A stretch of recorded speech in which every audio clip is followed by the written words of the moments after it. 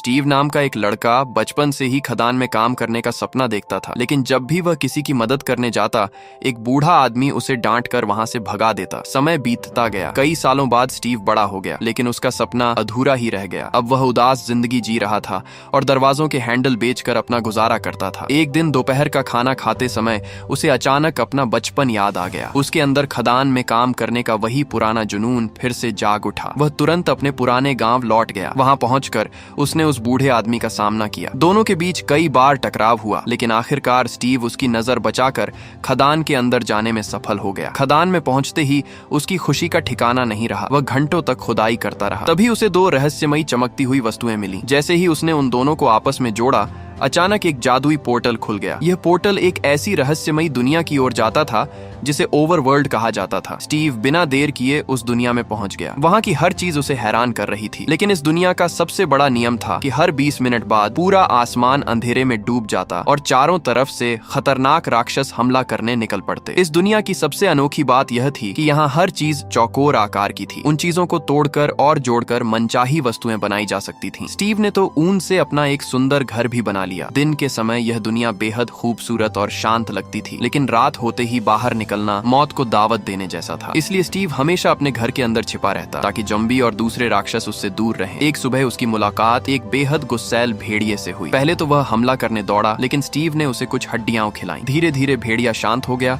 और स्टीव का वफादार साथी बन गया। स्टीव ने उसका नाम डेनिस रखा। इसके बाद दोनों सालों तक साथ साथ इस रहस्यमयी दुनिया की खोज करते रहे। उन्होंने कई शानदार इमारतें बनाई और अनगिनत रोमांचक जगहों की यात्रा की। आखिरकार उन्हें एक प्राचीन और रहस्यमयी खंडहर मिला। वहां एक अजीब सा ढांचा था जिसमें एक खास पत्थर गायब था। स्टीव ने अपने पास मौजूद पत्थर को उस जगह पर लगा दिया। अगले ही पल एक नया जादुई पोर्टल सक्रिय हो गया। स्टीव और डेनिस तुरंत उसके अंदर कूद गए, लेकिन इस बार वे एक बेहद डरावनी दुनिया में पहुंचे। यहाँ न हरियाली थी, न शांति और न ही रचनात्मकता। चारों तरफ सिर्फ आग, लावा और सोने के पीछे पागल पिगलिन घूम रहे थे। इस दुनिया पर एक बेहद चालाक और शक्तिशाली दुष्ट जादूगरनी मालगोशा का राज था। वह एक रहस्यमयी शक्ति से भरे ऑर्ब की तलाश में थी, जिससे पूरी दुनिया पर कब्जा किया जा सकता था। स्टीव के पास जो चमकती हुई रहस्यमयी वस्तु थी, वही असल में वह शक्तिशाली ऑर्ब था। मालगोशा ने उसे छीन लिया और उसके दम पर बाहरी दुनिया पर राज करने की योजना बनाने लगी। स्टीव और डेनिस को पकड़कर एक ही जेल में बंद कर दिया गया, लेकिन डेनिस ने अपनी समझदारी दिखाई। उसने किसी तरह पहरेदार से चाबी हासिल कर ली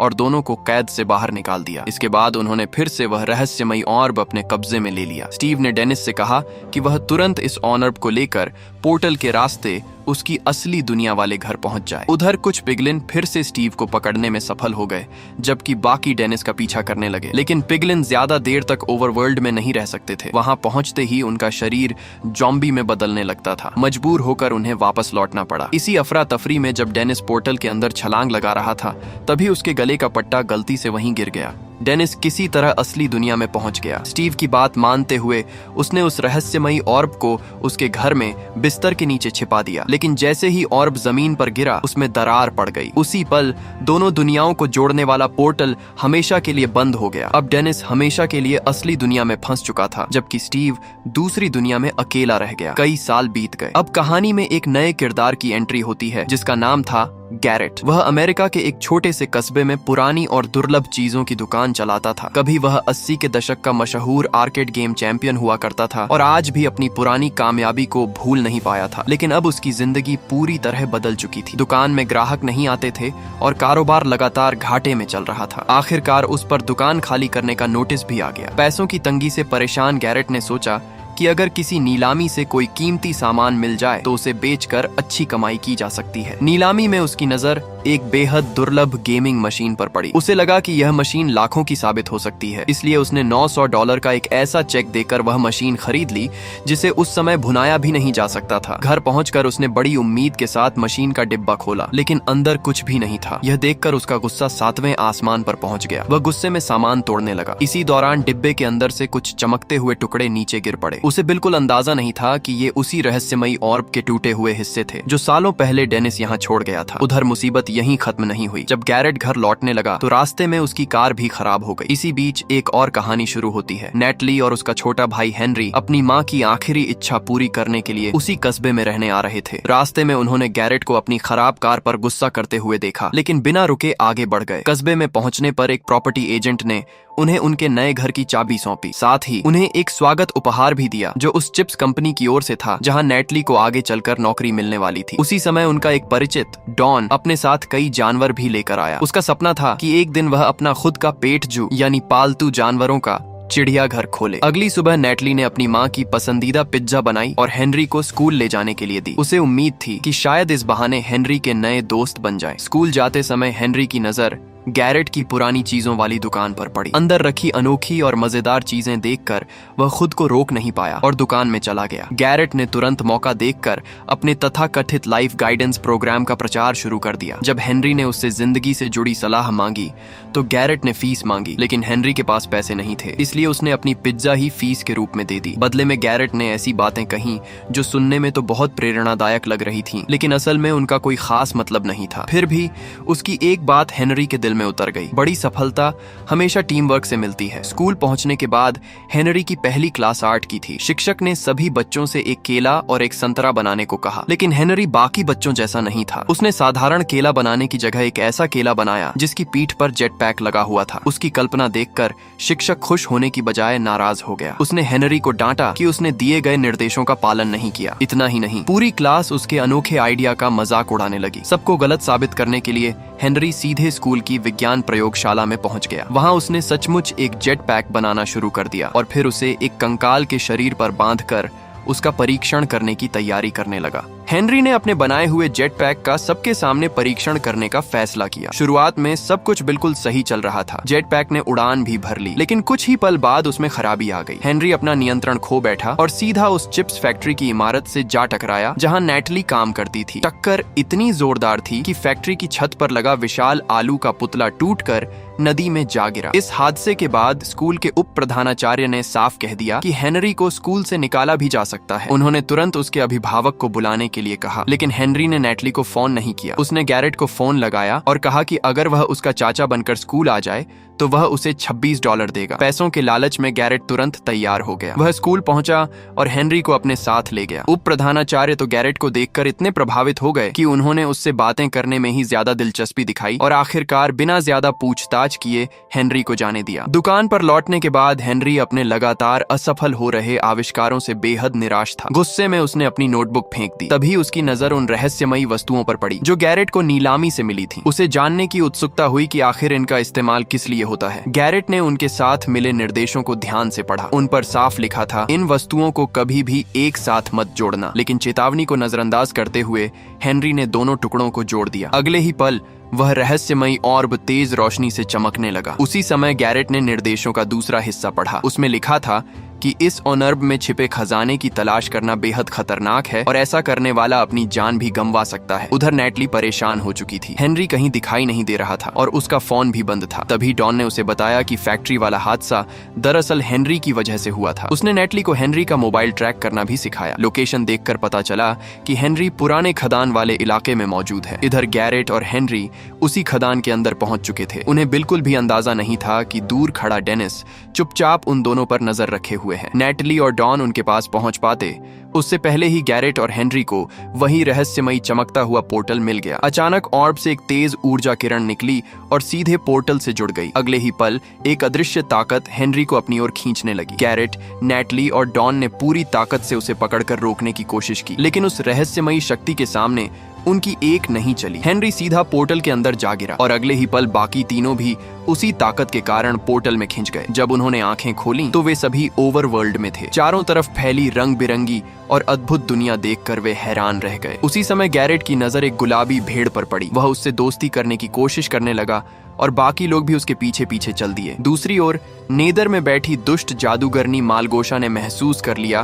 कि रहस्यमयी ऑर्ब वापस आ चुका है। वह तुरंत उस जेल में पहुंची जहां स्टीव कई सालों से कैद था। उसने स्टीव से कहा कि अगर वह ऑर्ब उसके पास ले आए तो उसे आजाद कर दिया जाएगा। जैसे ही पिगलिन उसकी बेड़ियां खोलने लगे, स्टीव ने मौका देखकर उनकी एक तलवार चुरा ली। वह हमला करने ही वाला था कि मालगोशा ने डेनिस को पकड़ लिया। उसने डेनिस के गले को कसकर पकड़ते हुए धमकी दी, अगर ऑर्ब मेरे पास नहीं आया तो सबसे पहले तुम्हारा यह वफादार साथी मारा जाएगा। अपने सबसे प्यारे दोस्त की जान खतरे में देखकर स्टीव मजबूर हो गया। इधर ओवरवर्ल्ड में गैरेट अभी भी उस गुलाबी भेड़ से बात करने की कोशिश कर रहा था, लेकिन तभी अचानक पूरा आसमान अंधेरे में डूब गया। रात होते ही चारों दिशाओं से खतरनाक राक्षस निकल पड़े। विशाल मकड़ियों पर सवार कंकाल जलते हुए तीर चलाते हुए उनकी तरफ बढ़ने लगे। ये भयानक नजारा देखकर सभी अपनी जान बचाकर भागने लगे। भागते भागते गैरेट का पैर फिसला और वह एक गहरे गड्ढे में जा गिरा। जब वह बाहर निकलने की कोशिश करने लगा तब तक वह अपने साथियों से पूरी तरह बिछड़ चुका था। उधर कंकाल लगातार नेटली, हेनरी और डॉन पर जलते हुए तीर बरसा रहे थे। तभी अचानक एक विशाल मकड़ी बीच में कूद पड़ी। कंकालों के छोड़े गए कई तीर उसी मकड़ी को लग गए, जिससे बाकी लोगों को भागने का मौका मिल गया। इस दौरान जंगल में आग फैलने लगी। भागते भागते हेनरी एक पेड़ से जोर से टकरा गया। टक्कर से पेड़ के तने का एक छोटा सा लकड़ी का टुकड़ा बाहर निकल आया। हेनरी ने उसे हाथ में लेकर गौर से देखा, फिर उसने पेड़ को बार बार तोड़ना शुरू किया और ऐसे कई लकड़ी के टुकड़े इकट्ठा कर लिए। तभी उसे एहसास हुआ कि इन लकड़ियों से इमारतें भी बनाई जा सकती हैं। उसने बिना समय गंवाए लकड़ियों को जोड़कर एक छोटा सा सुरक्षित ठिकाना बनाना शुरू कर दिया ताकि रात के राक्षसों से बचा जा सके। लेकिन जल्दबाजी में उससे एक बड़ी गलती हो गई। वह रहस्यमयी ऑर्ब बाहर ही छोड़ आया। उधर गड्ढे में फंसा गैरेट अपनी जान बचाने की कोशिश कर रहा था। उसे वहां एक पुराना फावड़ा मिला। वह पूरी ताकत से मिट्टी खोदने लगा, जबकि ऊपर खड़े कंकाल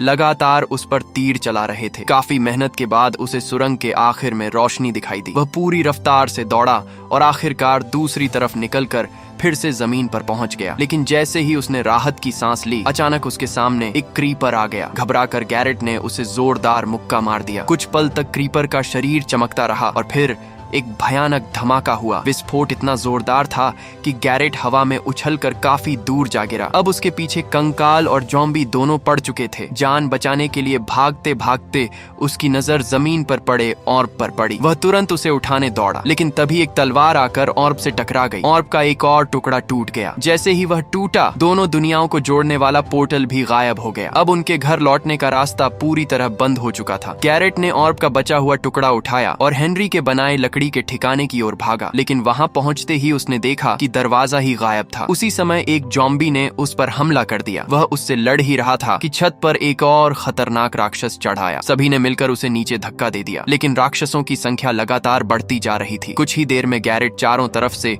ज़ॉम्बियों से घिर गया। हेनरी ने तुरंत अपनी समझदारी दिखाई। उसने जमीन में एक गहरा गड्ढा खोदा, गैरेट को उसके अंदर खींच लिया और ऊपर से उसे बंद कर दिया ताकि राक्षस उसे देख न सकें। लेकिन तभी एक क्रीपर घर के बहुत पास आ गया। कुछ ही सेकंड बाद वह जोरदार धमाके के साथ फट गया। विस्फोट से घर की एक पूरी दीवार उड़ गई। अब वहां रुकना नामुमकिन था। सभी लोग तुरंत छत पर चढ़ गए और एक कोने में खड़े होकर आखिरी उम्मीद के साथ राक्षसों का इंतजार करने लगे। ऐसा लग रहा था कि अब उनका बचना लगभग असंभव है। तभी अचानक एक ज़ॉम्बी हवा में उछलता हुआ नीचे गिरा। उसके पीछे हाथ में कुल्हाड़ी लिए एक रहस्यमयी आदमी खड़ा था। वह कोई और नहीं बल्कि स्टीव था। स्टीव उन्हें बचाने के लिए सही समय पर पहुंच चुका था। उसने अपनी कुल्हाड़ी और शानदार युद्ध कौशल से राक्षसों पर ऐसा हमला किया कि कुछ ही मिनटों में अधिकांश दुश्मनों का सफाया कर दिया। उसी समय सूरज निकल आया। सूरज की रोशनी पड़ते ही बचे हुए ज़ॉम्बी और कंकाल जलने लगे और देखते ही देखते राख बन गए। खतरा फिलहाल टल चुका था। इसके बाद स्टीव ने सबको पूरी सच्चाई बताई। उसने कहा, अगर हमें ऑर्ब के दोनों टूटे हुए टुकड़े वापस नहीं मिले तो हम कभी भी अपनी दुनिया में नहीं लौट पाएंगे। लेकिन समस्या यह थी कि नया ऑनर सिर्फ एक ही जगह मिल सकता था, जंगल के बीच बने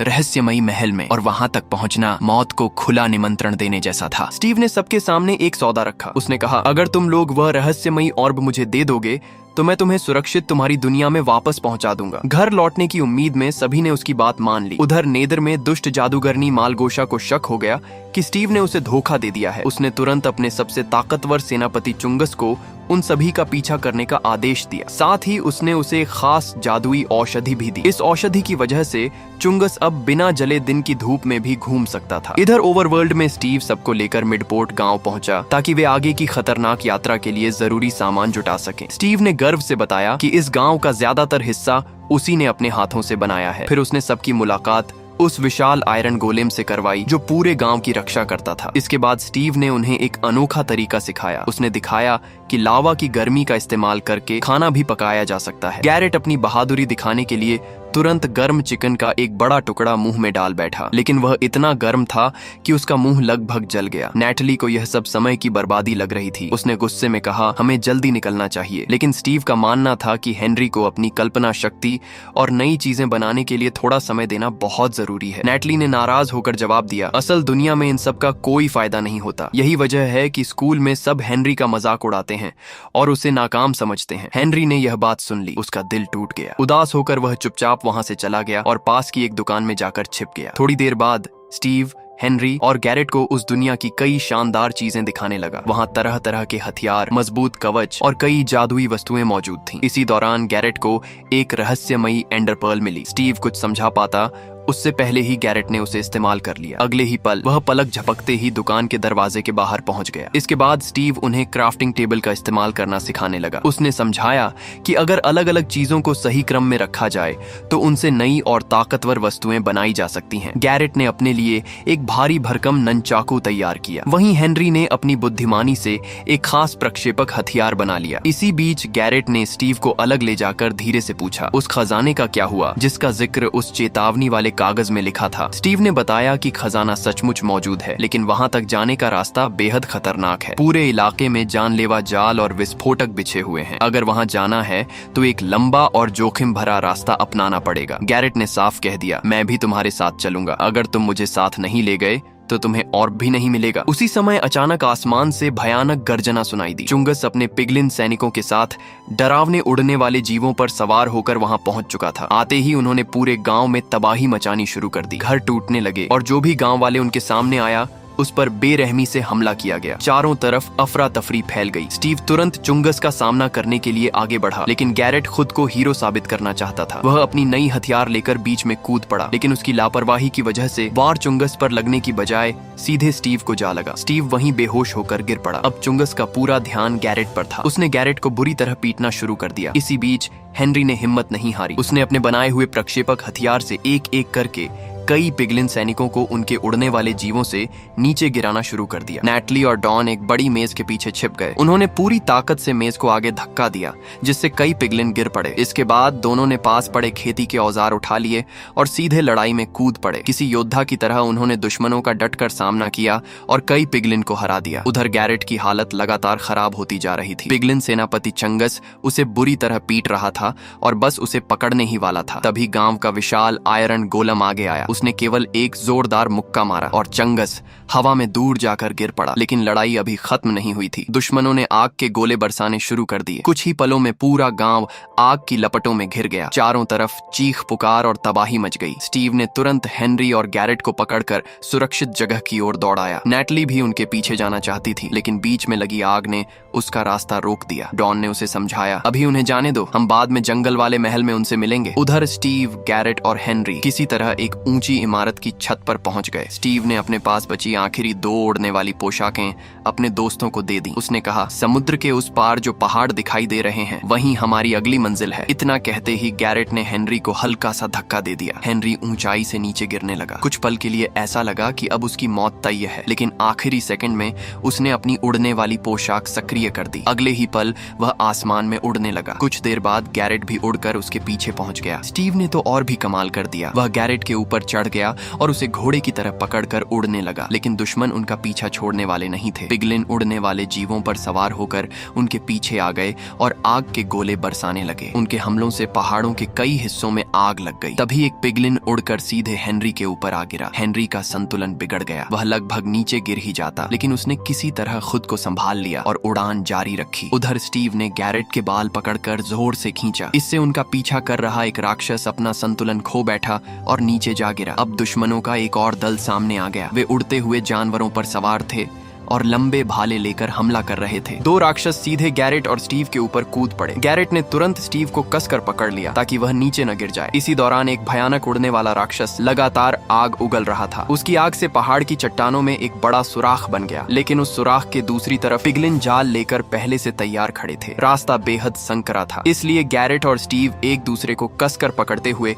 किसी तरह उस सुराख के अंदर घुस गए। ठीक उसी समय पिगलिन उन पर पिघले हुए लावे से भरी बाल्टी फेंकने ही वाले थे, लेकिन किस्मत ने उनका साथ दिया। हमला करने वाला उड़ने वाला राक्षस खुद ही पिगलिन के जाल में उलझ गया। मौका देखकर हेनरी ने एक आतिशबाजी वाला रॉकेट चलाया। रॉकेट सीधे एक पिगलिन से टकराया और उसे नीचे गिरा दिया। वह पिगलिन नीचे मौजूद विशाल उड़ने वाले राक्षस के मुंह में जा गिरा। अगले ही पल जबरदस्त विस्फोट हुआ और वह राक्षस भी खत्म हो गया। लेकिन इस धमाके से हेनरी अपनी उड़ान पर नियंत्रण खो बैठा। वह सीधा अपने दोस्तों से टकरा गया। अब तीनों तेजी से नीचे गिरने लगे। ऐसा लग रहा था कि इस बार बचना नामुमकिन है। तभी स्टीव ने अपनी जेब से पानी से भरी एक बाल्टी निकाली। जमीन के बिल्कुल पास पहुंचते ही उसने पानी उड़ेल दिया। कुछ ही सेकंड में वहां एक छोटी सी झील बन गई। तीनों उसी पानी में गिरे और चमत्कारिक तरीके से उनकी जान बच गई। जंगल के अंदर आगे बढ़ते हुए स्टीव ने मालगोशा की असली कहानी सुनानी शुरू की। उसने बताया कि मालगोशा बचपन में एक मशहूर नर्तकी बनना चाहती थी, लेकिन लोगों ने कभी उसकी प्रतिभा की कद्र नहीं की। यहाँ तक कि उसके अपने पिता भी उससे शर्मिंदा रहते थे। बार बार मिले अपमान ने उसके दिल में दुनिया के लिए नफरत भर दी। धीरे धीरे उसने रचनात्मकता और सपनों से ही नफरत करना शुरू कर दिया। अब उसका इरादा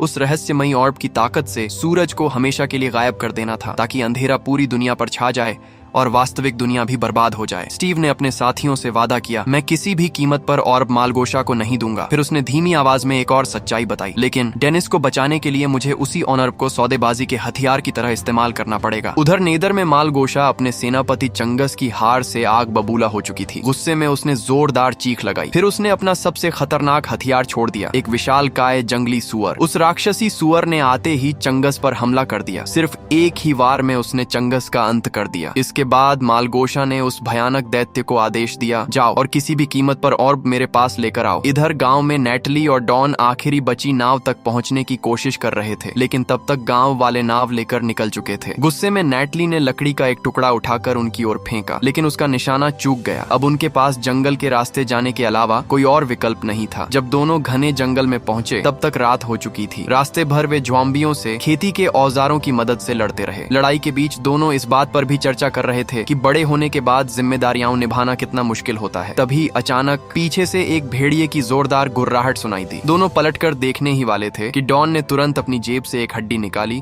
और भेड़िए की तरफ बढ़ा दी। हड्डी मिलते ही भेड़िया शांत हो गया। कुछ ही पल में वह उनका दोस्त बन गया। उसी समय उसके गले में जादुई तरीके से एक पट्टा दिखाई दिया। उस पर साफ लिखा था डेनिस। डॉन को तुरंत स्टीव की कहानी याद आ गई। वह समझ गया कि यही वही वफादार भेड़िया है। उसने डेनिस से इशारा करके कहा कि वह उन्हें स्टीव तक ले चले। उधर स्टीव, गैरेट और हेनरी मुख्य रास्ता छोड़कर रेडस्टोन खदान की तरफ निकल पड़े, लेकिन वहां पहुंचते ही गैरेट से एक बड़ी गलती हो गई। उसका पैर एक छिपे हुए जाल पर पड़ गया। अगले ही पल चारों तरफ लगे सुरक्षा यंत्र सक्रिय हो गए। हर दिशा से तीर और दूसरे घातक हथियार उसकी ओर आने लगे। गैरेट जान बचाकर भागने लगा, लेकिन तभी एक विशाल पत्थर का ब्लॉक उससे टकराया। वह दूर जाकर गिरा और उसका सिर एक लीवर से जा लगा। लीवर दबते ही सामने छिपा हुआ एक गुप्त दरवाजा खुल गया। दरवाजे के पीछे का नजारा देखकर तीनों की आंखें फटी रह गईं। अंदर हीरों का विशाल खजाना छिपा हुआ था। गैरेट बिना एक पल गंवाए हीरे अपनी जेबों में भरने लगा, लेकिन हेनरी को बहुत गुस्सा आया। उसे समझ आ गया कि गैरेट का असली मकसद शुरू से ही खजाना हासिल करना था। के साथ आया था। उसी समय स्टीव को एक अजीब और सड़ी हुई गंध महसूस हुई। कुछ ही पल बाद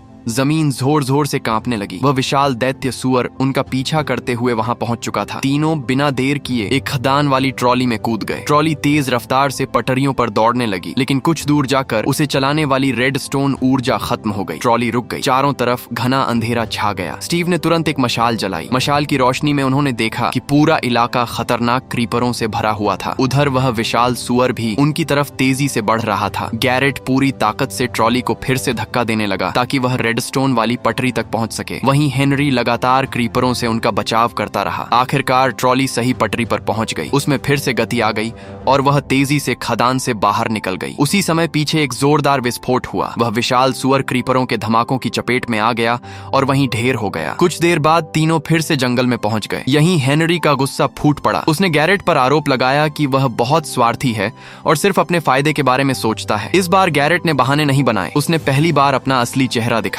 धीमी आवाज में उसने स्वीकार किया, हाँ मैं डर गया था। फिर उसने एक और सच कबूल किया, मैं हमेशा से खुद को नाकाम इंसान समझता आया हूँ, इसलिए हर बार आसान रास्ता चुनने की कोशिश करता हूँ। हेनरी ने गैरेट की बात सुनी तो उसका गुस्सा शांत हो गया। उसे एहसास हुआ कि गैरेट बुरा इंसान नहीं है, बस अपनी नाकामियों से डरा हुआ है। दोनों ने एक दूसरे को माफ कर दिया। गैरेट ने भरोसे की निशानी के तौर पर रहस्यमयी ऑर्ब हेनरी को सौंप दिया। कुछ देर बाद तीनों आखिरकार उस रहस्यमयी जंगल वाले महल तक पहुंच गए। अंदर जाने से पहले स्टीव ने महल का पूरा नक्शा उन्हें समझाया। महल में 3 मंजिलें थीं और हर मंजिल पर बेहद खतरनाक दुश्मन पहरा दे रहे थे। सीधे हमला करना आत्महत्या के बराबर था, इसलिए उन्होंने एक चालाक योजना बनाई। गैरेट और स्टीव पहली मंजिल पर जाकर जोर जोर से संगीत बजाने लगे। शोर सुनते ही ज्यादातर पहरेदार उसी तरफ दौड़ पड़े। उधर हेनरी चुपचाप दूसरी ओर से महल के अंदर घुस गया। शुरुआत में सब कुछ योजना के मुताबिक चल रहा था। वह कई पहरेदारों की नजरों से बच गया, लेकिन जैसे ही वह सीढ़ियों तक पहुंचा, महल के खतरनाक रक्षक विंडिकेटर ने उसे देख लिया। अगले ही पल पूरा महल उसके पीछे पड़ गया। दुश्मन उस पर तरह तरह के हथियार फेंकने लगे। हेनरी किसी तरह भागकर एक कमरे में घुस गया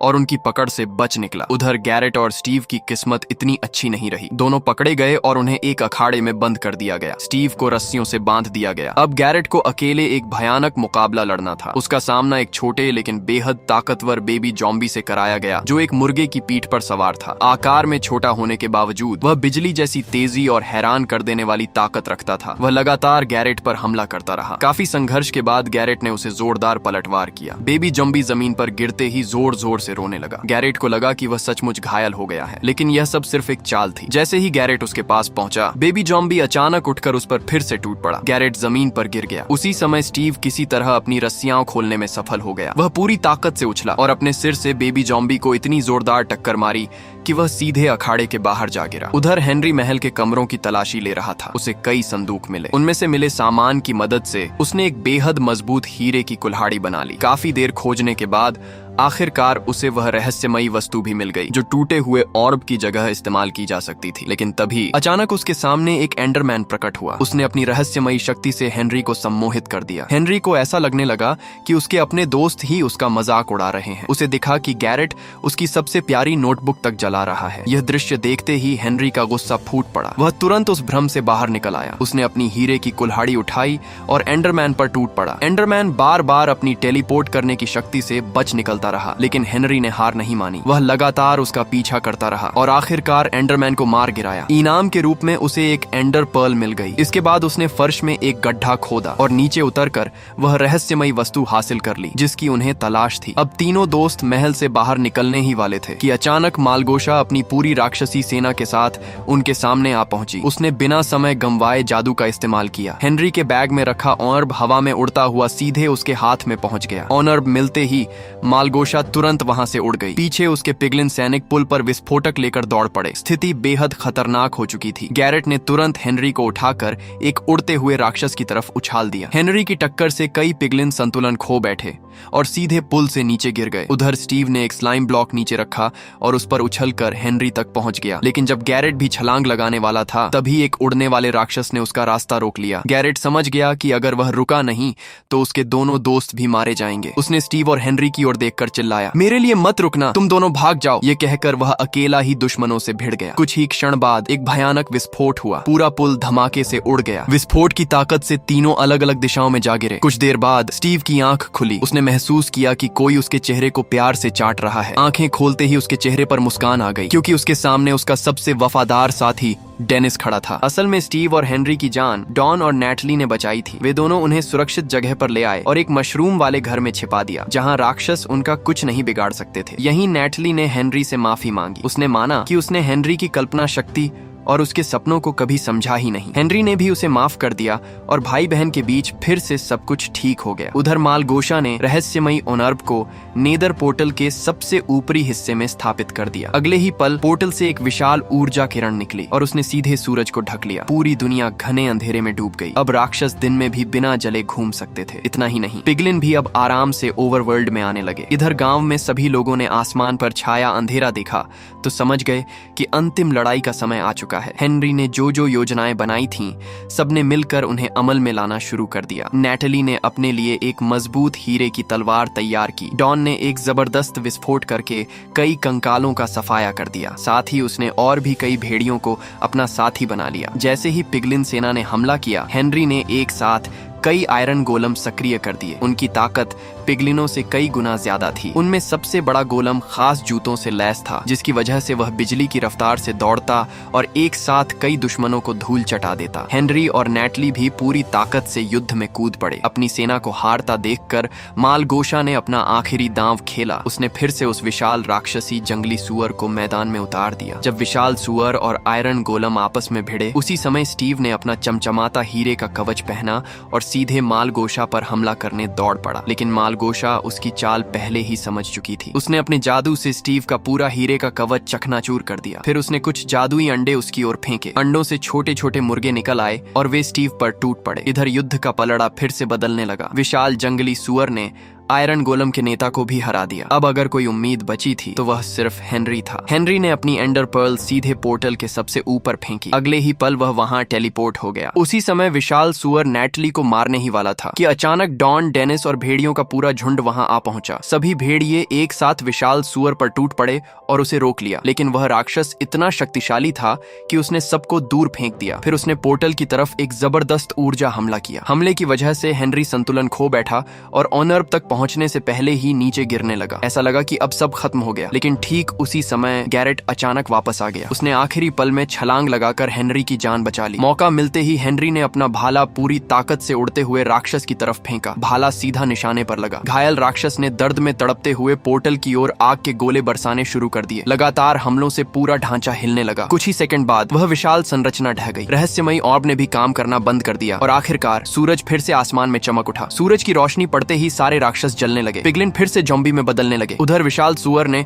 ऑर्ब उठाने की कोशिश की, लेकिन तभी घायल आयरन गोलम का नेता एक बार फिर खड़ा हुआ। उसने पूरी ताकत से ऐसा वार किया कि विशाल सुअर दूर जा गिरा। ऑर्ब फिर से हवा में उछला और इस बार नैटली ने उसे सुरक्षित पकड़ लिया। अब मालगोशा पूरी तरह हार चुकी थी। उसके पास न ताकत बची थी और न ही कोई रास्ता। स्टीव आसानी से उसे हरा सकता था, लेकिन उसने उसे मारने के बजाय जिंदा छोड़ दिया। उसने कहा, अब तुम्हें बिना किसी जादू के अपनी मेहनत और अपनी रचनात्मकता के दम पर जीना सीखना होगा। आखिरकार लड़ाई खत्म हो गई। अब सभी के घर लौटने का समय था। स्टीव ने भारी मन से अपने सबसे प्यारे साथी डेनिस को डॉन के साथ जाने के लिए कहा। विदा लेते समय उसने डेनिस के लिए एक भावुक गीत भी गाया। इसके बाद सभी लोग पोर्टल की तरफ बढ़े। स्टीव कुछ पल के लिए रुका, लेकिन फिर मुस्कुराया। इतने सालों बाद उसने भी अपने दोस्तों के साथ असली दुनिया में लौटने का फैसला कर लिया। कुछ समय बाद गैरेट की पुरानी दुकान फिर से लोगों से भरने लगी। सभी दोस्तों ने मिलकर अपना खुद का वीडियो गेम तैयार किया। गैरेट और स्टीव बच्चों को वह गेम दिखाते और उसके गाने सुनाते थे। उधर डॉन और डेनिस ने मिलकर एक शानदार पेट इंटरेक्शन सेंटर शुरू किया, जहां लोग जानवरों के साथ समय बिता सकते थे। नैटली ने आत्मरक्षा की कक्षाएं शुरू कर दी और आखिरकार हेनरी ने अपना सपना भी पूरा कर लिया। इस बार उसने ऐसा जेटपैक बनाया जो सचमुच सही तरीके से काम करता था। उसे उड़ता देखकर पूरे स्कूल के लोग हैरान रह गए। यहीं इस रोमांचक कहानी का अंत होता।